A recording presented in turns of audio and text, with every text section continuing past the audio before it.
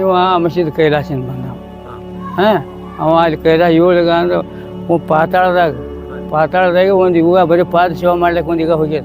ಒಂದು ಯುಗ. ಹಾಂ ಬರೀ ಪಾತಾಳದಾಗೆ ಒಂದು ಯುಗ ಕಳೆದಿರ. ಹಾಂ, ಒಂದು ಯುಗ. ಹಿಂಗೆ ಯುಗ ಕಳ್ಕೋತ ಬಂದು ಇಲ್ಲಿ ಬಂದಾನ. ಇದನ್ನ ಮೊದಲು ರಗಡ ಸೇವಾ 7 ಯುಗ ಸೇವೆ ಮಾಡ್ತಾನೆ. 7 ಯುಗ. ಅವು 7 ಯುಗ ಯಾವ ಹೇಳೇನು? ಹೇಳಿ ನೋಡ್ರಿ. ತಾಂಬೋಜಿಗ, ನಂತರಿಗ, ವಿಶ್ವಾಸಿಗ, ಕರ್ತಾಯುಗ, ತ್ರೇತಾಯುಗ, ದ್ವಾಪರಯುಗ, ಇದು ಕಲಿಯುಗ.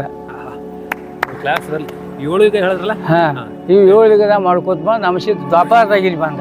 ದ್ವಾಪರದಾಗ. ಹಾಂ, ದ್ವಾಪರ ಯುಗದಾಗ ಇಲ್ಲಿ ಬಂದ್ರು. ದ್ವಾಪರದಾಗ ಇಲ್ಲಿ ಬಂದು ಹೇಳು ಅದು ಪೂಜೆ ಕೂತ ಎದ್ದು ಹೆಂಗೆ ಹೋಗ್ತಿ, ಇದನ್ನ ಶಿರಾನೆ ತೆಗೆದು ಏರ್ಸ್ಬಿಟ್ಟು, ಏನ್ರಿ ಇದನ್ನ ಕುತ್ತಿನ ಚಂಡೆ ತೆಗೆದು ಏರ್ಸ್ಬಿಟ್ಟು ದೇವ್ರಿಗೆ.